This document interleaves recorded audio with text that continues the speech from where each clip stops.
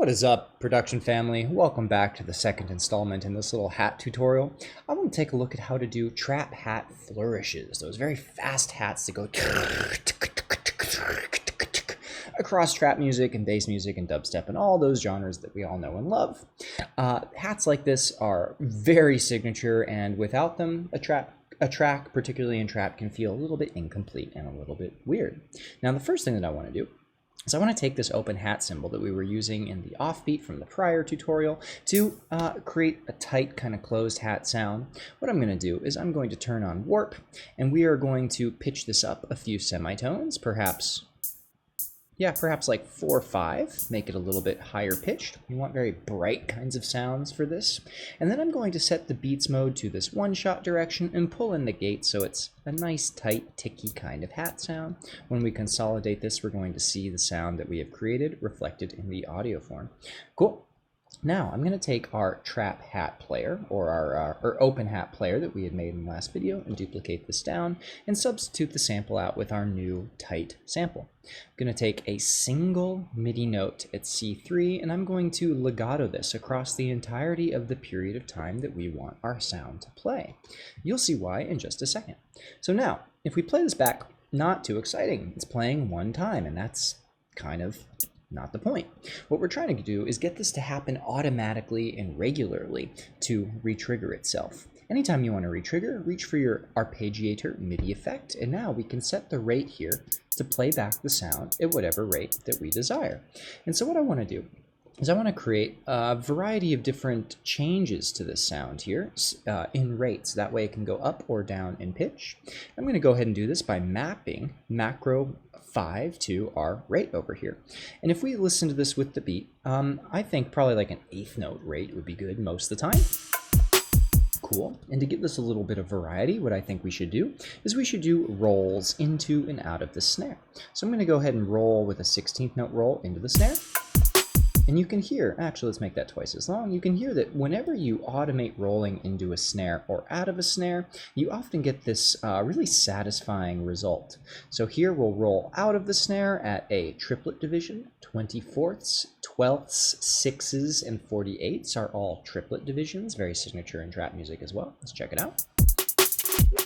Cool, so it can feel very satisfying when you do little rolls into and out of the snare. I'm going to take that entire idea, duplicate it over, and make a change. And perhaps what we do is we take the same roll, we duplicate it like that, and we'll go back to 8ths beforehand. So very quick to automate in the rate that this hat is behaving in. Cool. Now, something else that can be quite fun with automating your hats into existence like so is playing in pitch changes. So I'm going to take a pitch plugin, also a MIDI effect, and map that to macro 6 in case we want to add a little bit of variety in pitch. Now, maybe right at the very end of the sound, we go up just a tiny, tiny bit in pitch, maybe 11 semitones. Let's check that out. Cool, so you can get some variety just by playing the pitch up or down. Now, normally I would probably take these macro mapping options and tie it so that my pitch can't go too far above. As we can see, this range is minus 128 below the root and 128 above the root, and I might set that to 12 in either direction, so that way we're not getting too out of control here, and everything is kind of moderated to a more musical middle. Now, one final thing that I really like to add to these kinds of hat players is a utility. And the reason I like to put in a utility here is to get control over the panning and over the volume of the sound. I'm going to right-click the gain and map that to macro 7, and the balance, which is our panning, and map that to macro 8. Now, one other thing in the macro mapping editor is I don't want to allow my gain, which if you click it will highlight in the editor over here, to go 35 dB above 0. That can get real loud real quick. So I'm going to moderate that, pull that 35 dB range right into 0 decibels, and we can't go above that threshold at all. Cool.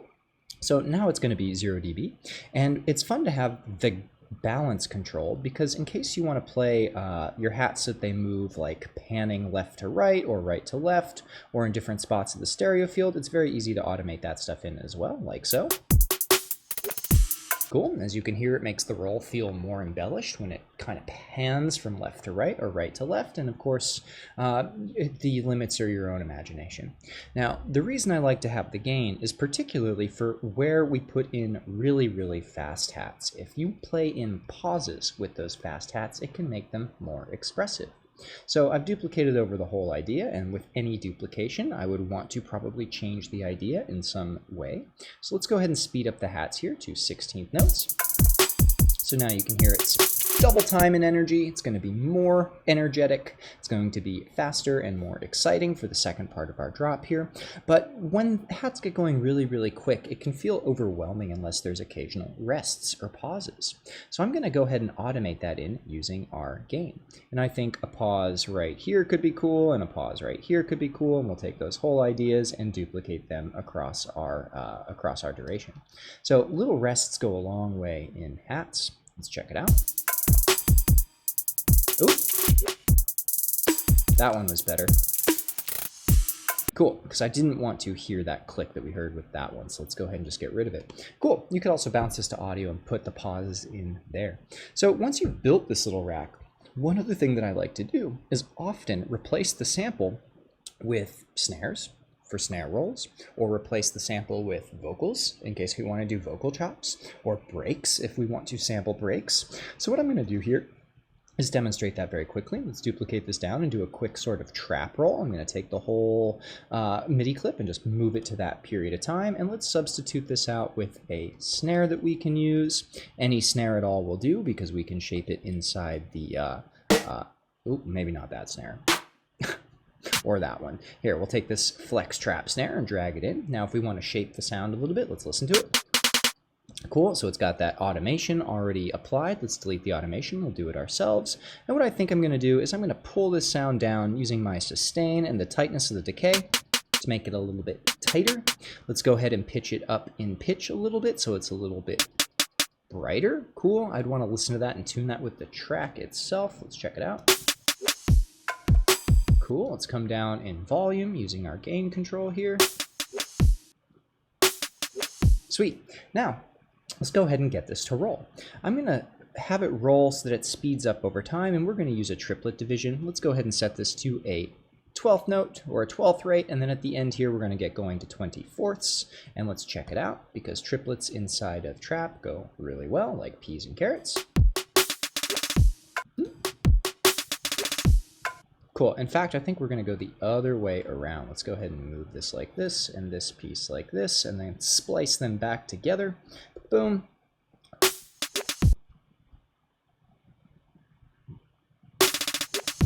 Cool. I like that better.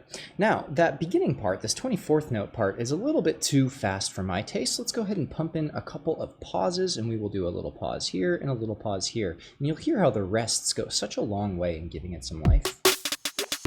Except in that example. Let's go ahead and tighten those pauses up just a little bit and make them a little bit more unnoticeable. So we'll go ahead and do that and that. Cool, because that clicking, again, we were catching the transient and the clicking was coming through and sounding kind of weird.